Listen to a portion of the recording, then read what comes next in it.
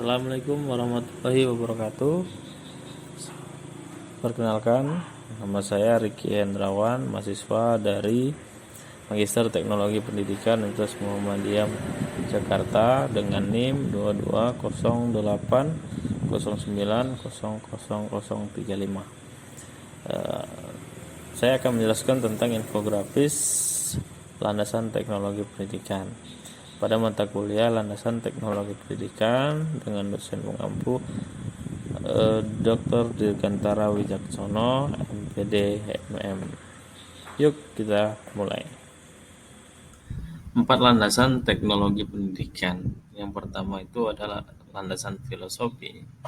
Secara falsafi, dasar keilmuan itu meliputi ontologi atau rumusan tentang gejala pengamatan yang dibatasi pada suatu pokok telaah khusus yang tidak tergarap oleh bidang lain. Epistemologi yaitu usaha yang ditentukan, dan aksiologi atau nilai-nilai yang menentukan kegunaan dari pokok telaah yang ditentukan, yang persoalkan nilai moral atau etika dan nilai serta keindahan atau estetika. Nah, yang kedua yaitu ada landasan sosiologi. Kegiatan pendidikan atau pembelajaran merupakan suatu proses interaksi guna mengembangkan diri. Kegiatan pendidikan yang sistematis terjadi di lembaga sekolah yang dengan sengaja dibentuk oleh masyarakat. Perhatian tentang perhatian sosiologi pada kegiatan pendidikan tersebut, maka lahirlah cabang sosiologi pendidikan. Yang ketiga, landasan psikologis. Studi yang mempelajari tingkah laku individu pada psikologi. Oleh sebab itu, teknologi pengajaran sebagai upaya membantu siswa dalam mencapai tujuan-tujuan pendidikan dan pengajaran didasarkan atas psikologi. Di antara cabang-cabang psikologi yang paling erat kaitannya dengan teknologi pengajaran adalah psikologi pengajar. Nah, yang terakhir itu ada landasan religius. Al-Quran adalah kalam Allah yang menjadi sumber segala hukum dan menjadi pedoman pokok dalam kehidupan, termasuk membahas tentang pembelajaran. Dalam Al-Quran banyak sekali ayat-ayat yang berhubungan dengan pembelajaran dan metode pembelajaran. Ayat pertama, ada 5 ayat yang merupakan wahyu pertama berbicara tentang keimanan dan pembelajaran. Apa itu? Yang pertama adalah bacalah dengan menyebut nama Tuhanmu yang menciptakan. Dia telah menciptakan manusia dari segumpal darah.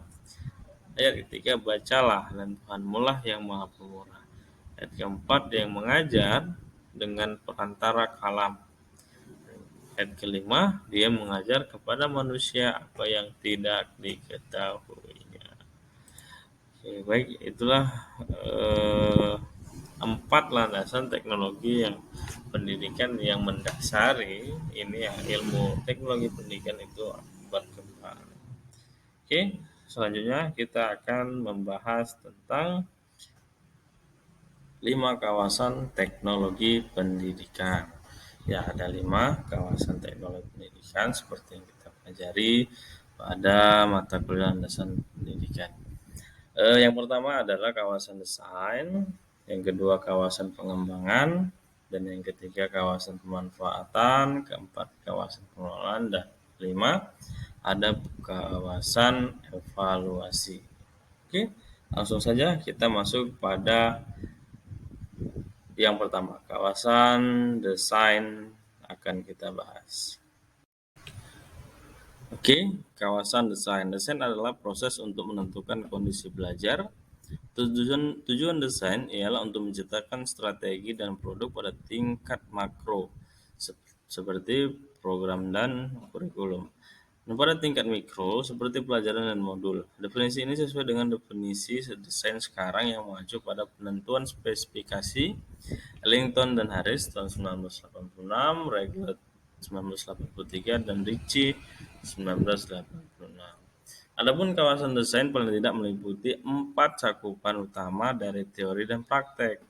Cakupan ini dapat diidentifikasi karena masuk dalam lingkup pengembangan penelitian dan teori. Kawasan desain meliputi yang pertama ada desain sistem pembelajaran, desain pesan, desain strategi pembelajaran, dan karakteristik pembelajaran. Oke, jadi apa penjelasan dari desain sistem pembelajaran? Desain sistem pembelajaran atau DSI adalah prosedur yang terorganisasi yang meliputi langkah-langkah penganalisaan, perancangan, pengembangan, dan pengaplikasian dan penilaian pembelajaran. Kata desain memiliki pengertian tingkat makro maupun mikro karena merujuk pada pendekatan sistem maupun langkah-langkah dalam pendekatan sistem. Yang kedua, desain pesan. Desain pesan meliputi perencanaan untuk merekayasa bentuk fisik dari pesan. Grabowski itu keterangan dari Grabowski tahun 1991 pada lembar 206. Hal tersebut mencakup prinsip-prinsip perhatian, persepsi, dan daya serap yang mengatur penjabaran bentuk fisik dari pesan agar terjadi komunikasi antar pengirim dan penerima. Yang ketiga, strategi pembelajaran. Strategi pembelajaran adalah spesifikasi untuk menyeleksi serta mengurutkan peristiwa belajar atau kegiatan pembelajaran dalam satuan pelajaran. Yang keempat, karakteristik pembelajar. Karakteristik pembelajar adalah segi-segi latar belakang pengalaman pembelajar yang berpengaruh terhadap efektivitas proses belajarnya.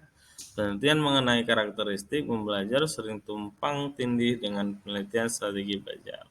Akan tetapi, hal itu dilakukan dengan tujuan yang berbeda, yaitu untuk menjelaskan segi-segi latar belakang pembelajar yang perlu diperhitungkan dalam desain. Oke, jadi itu untuk kawasan desain. Kita lanjut pada kawasan pengembangan. Pengembangan adalah proses penerjemahan spesifikasi desain ke dalam bentuk fisik. Ya. Jadi di dalam kawasan pengembangan terdapat keterkaitan yang kompleks antara teknologi dan teori yang mendorong baik desain, pesan maupun strategi pembelajaran. Pada dasarnya, kawasan pengembangan dapat dijelaskan dengan adanya pesan yang didorong oleh isi, strategi pembelajaran yang didorong oleh teori, dan manifestasi ilsik dari teknologi perangkat sampai perangkat keras, perangkat lunak, dan bahan pembelajaran. Nah, selanjutnya ada kawasan pemanfaatan. Pemanfaatan adalah aktivitas menggunakan proses dan sumber untuk belajar. Mereka yang terlibat dalam pemanfaatan mempunyai tanggung jawab untuk mencocokkan pembelajar dengan bahan dan aktivitas yang spesifik. Menyiapkan pembelajar agar dapat berinteraksi dengan bahan dan aktivitas yang dipilih, memberikan bimbingan selama kegiatan, memberikan penilaian atas hasil yang dicapai pembelajar, serta memasukkannya ke dalam prosedur organisasi yang berkelanjutan.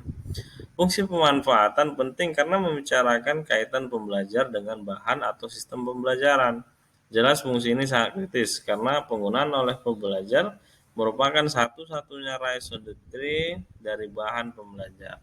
Mengapa kita harus bersusah payah dengan pengadaan dan pembuatan bahan apabila tidak akan digunakan? Kawasan pemanfaatan ini mempunyai jangkauan aktivitas dan strategi pengajaran yang luas. Dengan demikian, pemanfaatan menuntut adanya penggunaan, diseminasi, difusi, implementasi, dan pelembagaan yang sistematis. Selanjutnya ada yang keempat, kawasan pengelolaan. Konsep pengelolaan merupakan bagian integral dalam bidang teknologi pembelajaran dan dari peran kebanyakan para teknolog pembelajaran. Secara perorangan, tiap ahli dalam di bidang ini dituntut untuk dapat memberikan pelayanan pengelolaan dalam berbagai latar. Seorang teknolog pembelajaran mungkin terlibat dalam usaha pengelolaan proyek, pengembangan pembelajaran, atau pengelolaan pusat media sekolah. Tujuan yang sesungguhnya dari pengelolaan kasus demi kasus dapat sangat bervariasi, namun keterampilan pengelolaan yang mendasarinya relatif tetap sama apapun kasusnya. Kawasan pengelolaan semula berasal dari administrasi pusat media, program media, dan pelayanan media.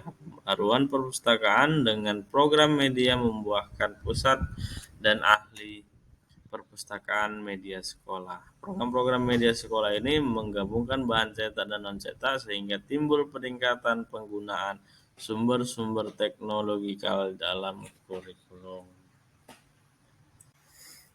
Dan yang terakhir atau yang kelima itu ada kawasan evaluasi. Menurut Nur Kancana dan Sumartana, Amnur Rahman tahun 2009 halaman 27 menyatakan bahwa evaluasi adalah suatu tindakan atau proses untuk menentukan nilai daripada sesuatu. Nah, sedangkan menurut Suharsimi Arikunto 2007 halaman 66 mendefinisikan evaluasi sebagai penentuan nilai suatu program dan penentuan tujuan suatu program. Nah, jadi saya disimpulkan evaluasi merupakan tindakan yang sengaja direncanakan setelah memperoleh data sehingga data tersebut dijadikan dasar untuk membuat sebuah keputusan. Oke, baik. Setelah 5 dijelaskan dari mulai kawasan desain, kawasan pengembangan, kawasan pemanfaatan, kawasan pengelolaan, dan kawasan evaluasi. Mungkin hanya itu yang dapat saya jelaskan pada tugas UAS infografis mata kuliah landasan teknologi pendidikan. Terima kasih. Assalamualaikum warahmatullahi wabarakatuh.